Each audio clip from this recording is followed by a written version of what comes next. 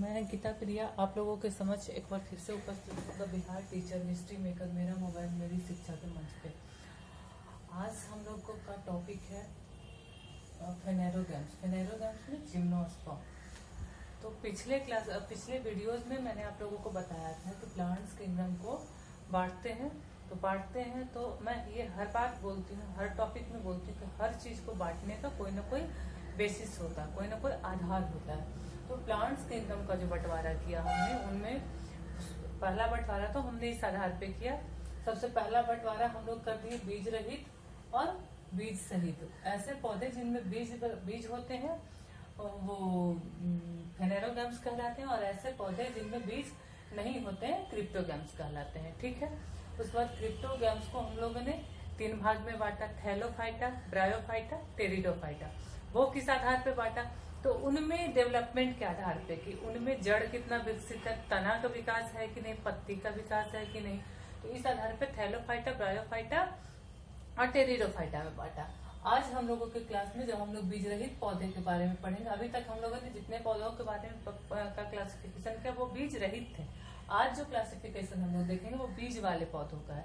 तो बीज वाले पौधों को पहले तो बिना बीज वाले क्रिप्टोगैम्स कहला गए, बीज वाले पौधे फेनेरोगैम्स कहला गए। तो फेनेरोगैम्स जो बीज वाले पौधे हैं, इन्हें हम उनके छिलके के आधार पे, यानी कि बीज में छिलका है या नहीं, जो प्लांट्स का सीड है उसमें छिलका है कि नहीं, उसके आधार पे 2 भाग में बांटते हैं, जिम्नोस्पर्म और एंजियोस्पर्म। जिसे हिंदी में बोलते हैं नग्न बीजी और इसे बोलते हैं आवृत्ति बीजी। ठीक है।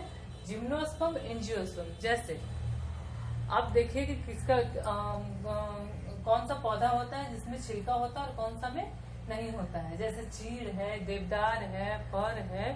ठीक है। इन सब का जो फल होता है, बीज होता है, उसमें छिलका नहीं होता है। जैसे साबूदाना सबसे साइकस, इसका सबसे पॉपुलर एग्जांपल है साइकस, जिसमें कि छिलका नहीं होता है, यह आवरण रहित होता है। अब हम लोग देख तो मतलब कि फेनेरोगैम्स को बीज सहित पौधे वाले को हम लोगों ने 2 भाग में बांटा, छिलका वाला बीज और बिना छिलका वाला बीज। ठीक है। तो बिना छिलका वाला बीज क्या कहलाया? जिम्नोस्पर्म कहलाया। ठीक है। अब हम लोग देखते हैं कि जिम्नोस्पर्म का जो पौधा होता है उसका क्या क्या खासियत होता है। तो सबसे पहला होता है कि ऊडी होता है। ऊडी होता है मतलब कि काष्ठीय होता है, मोटी मोटी लकड़ियां होती है इसमें। ठीक है। दूसरा होता है जेरोफाइटिक इन नेचर होता है। कुछ पौधे जो होते हैं इसके जीरोफाइटिक नेचर के होते हैं। जीरोफाइटिक किसे कहते हैं?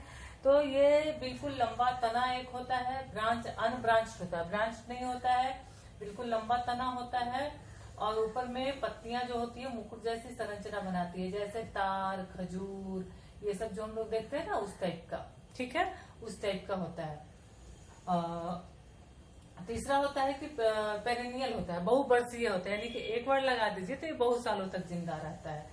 चौथा होता है पेरेनियल या बहुवर्षीय। ठीक है।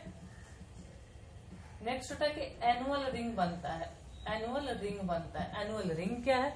इससे पौधे की आयु का पता लगाया सकते हैं। जब हम किसी पौधे को काटते हैं, अगर ये मान लीजिए पौधा था, एक कोई पौधा था, तो आम का ही पौधा था, इसको यहाँ से काटा गया, तो इस तरह से अलग होगा।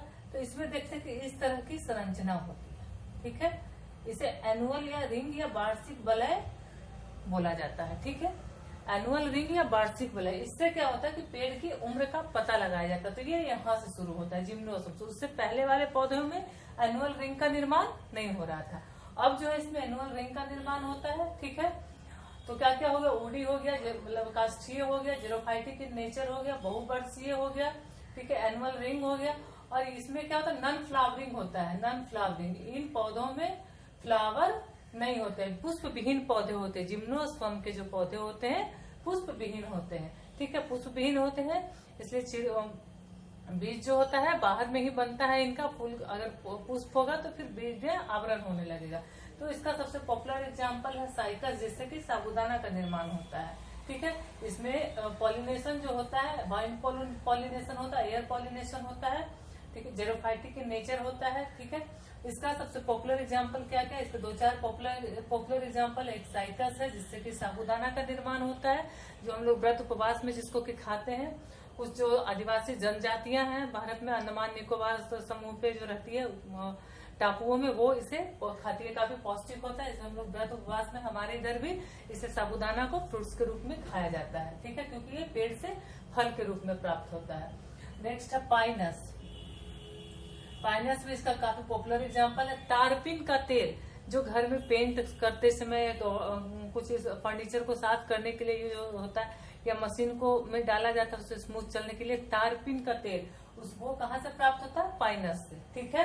साइकस से साबूदाना, पाइनस से तारपीन का तेल। इस जिम्नोस्पर्म वर्ग में और भी अन्य पौधे शामिल है, जैसे चीड़ या देवदार, चीड़ को ही देवदार बोलते हैं, ठीक है, फर,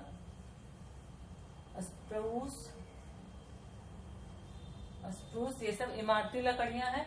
कुछ ऑर्नामेंटल प्लांट भी होते हैं इसमें, जिससे घर और छतों को सजाया जाता है। ऑर्नामेंटल प्लांट जिससे कि घर और छतों को सजाया जाता है, ठीक है।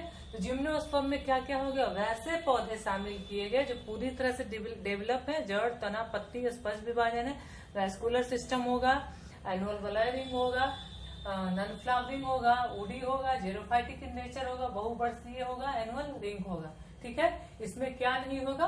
पुष्प नहीं होगा और बीजों पे छिलका नहीं होगा। इसका सबसे पॉपुलर एग्जांपल आपका क्या हो गया? साइकस, पाइनस, चीड़, फर, स्प्रूस एक्सेट्रा, ये सब हो गया। इस वर्ग का सबसे पॉपुलर एग्जांपल हो गया। इस वीडियो में इतना ही। मैं आप लोगों से मिलती हूँ अगले वीडियो में एंजियोस्पर्म के साथ। तब तक के लिए थैंक यू।